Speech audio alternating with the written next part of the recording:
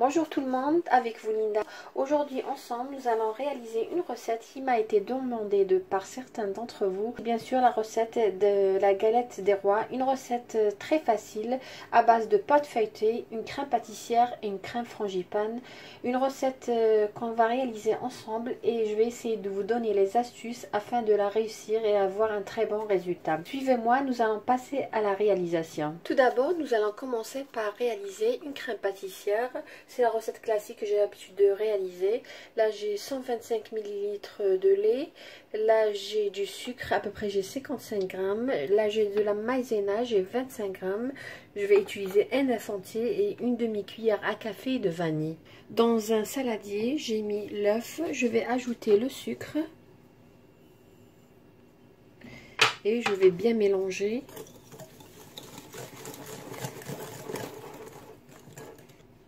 Entre temps, j'ai mis le lait dans une casserole. Là, je vais ajouter la maïzena.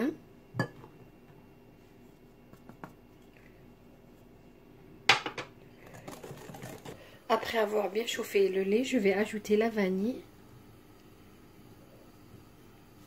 Ou tout simplement, vous pouvez utiliser une gousse de vanille. Là, je vais prendre la moitié du lait et je vais le mélanger au mélange précédent. Voilà, juste la moitié.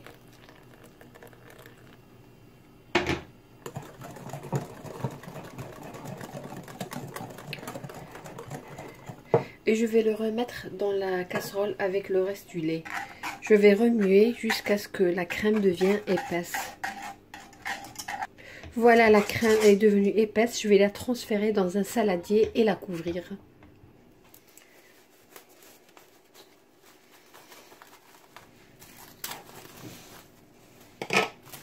Il faut filmer au contact pour que on n'aura pas une pellicule qui va se former ou une croûte. Voilà, c'est très important. Et je vais la mettre de côté et nous allons passer à la réalisation de la frangipane. Pour la réalisation de la frangipane, j'aurai besoin, là j'ai 110 g de poudre d'amande. Moi je les achète à Lidl tout près, ils sont magnifiques. Si vous avez des amandes à la maison, ne les grillez pas, juste passer les amandes au hachoir et avoir une fine poudre. Là j'ai 2 œufs entiers, là j'ai 110 g de beurre mou et j'ai 110 g de sucre. Dans un saladier profond, je vais mettre le beurre ou la margarine. Je vais crémer le beurre jusqu'à ce qu'il devienne comme une pommade. Ensuite, nous allons ajouter par petite quantité le sucre. Je vais ajouter le sucre à peu près en 3 fois. Là, après avoir ajouté le sucre, je vais ajouter les œufs un par un. Et là, à la fin, bien sûr, la poudre d'amande. Et de ma part, c'est facultatif. Pour masquer le goût des œufs, je vais tout simplement ajouter un peu de zeste de citron. Là, je vais la réserver de côté le temps que ma crème pâtissière refroidisse. Ma crème pâtissière a complètement refroidi. Là, je vais la mélanger à la frangipane. Je vais bien mélanger délicatement. Voilà, ma crème, elle est prête. Là, je vais la transférer dans une poche à douille.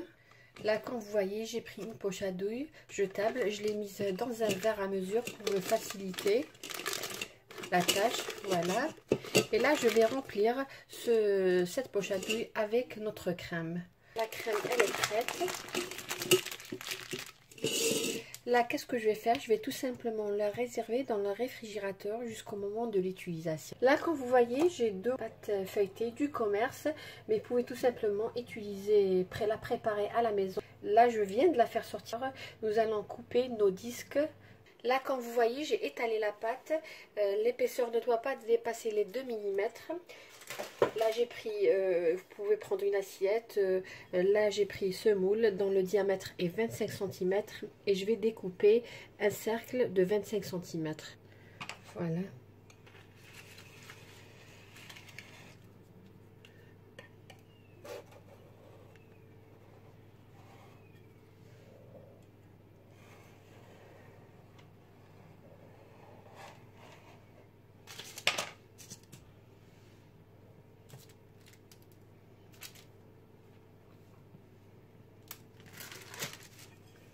Je vais réaliser la même chose avec la deuxième pâte.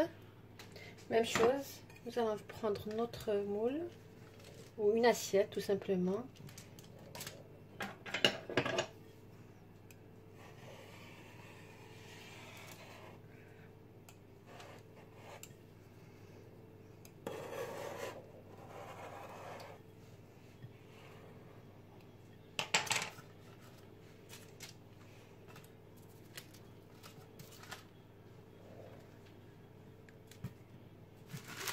Et voilà. Là, comme vous voyez, j'ai un œuf. Je vais prendre un pinceau et je vais badigeonner les bordures de notre galette à peu près 2 cm tout autour. 2 cm, c'est à peu près ça. Là, je vais ramener ma poche à douille avec la crème. Et là, nous allons garnir avec la crème en la pochant en escargot.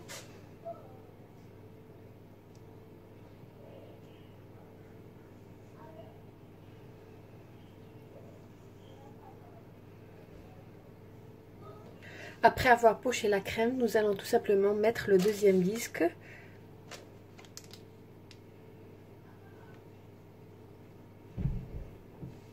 Je vais bien serrer les bordures. Là, je vais mettre du papier cuisson et je vais renverser. Je vais réaliser la même chose. Là, nous allons décorer les bordures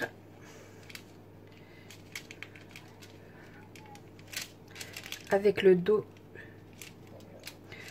du couteau.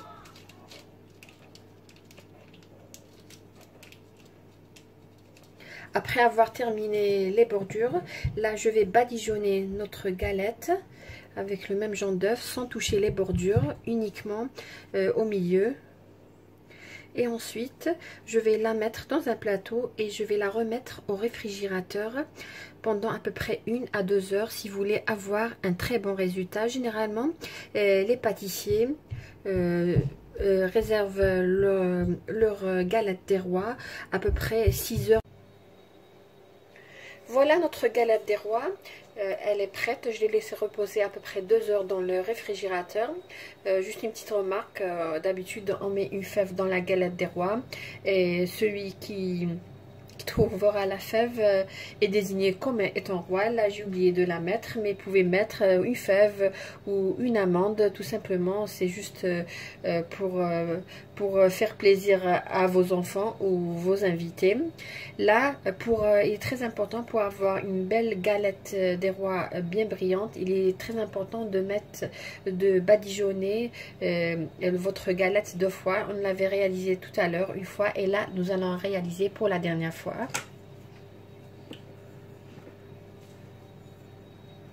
Entre temps, j'ai préchauffé mon four à 180 degrés.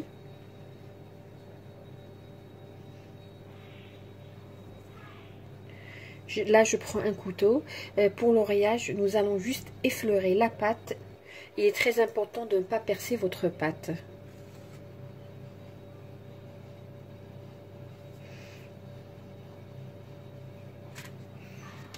Comme vous voyez, j'ai terminé l'oreillage de notre galette des rois. Il est très important que votre galette cuise très bien parce que tout simplement, comme vous savez, ça peut prendre facilement des couleurs, mais l'essentiel c'est à l'intérieur.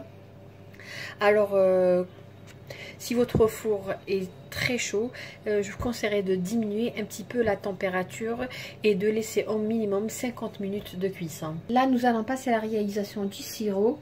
Là, j'ai 50 ml d'eau. Je vais ajouter 50 g de sucre.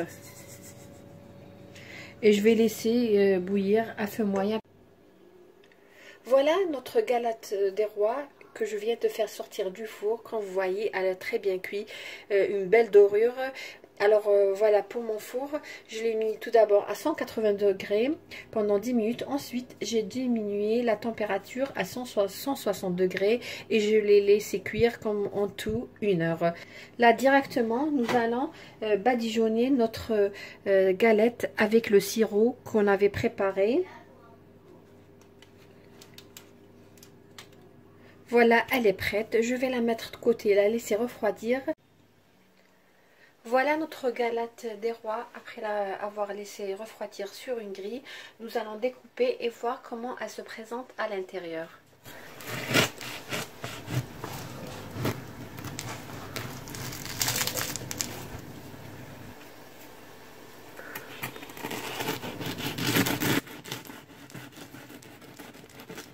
Voilà comment elle se présente notre galette des rois à la découpe.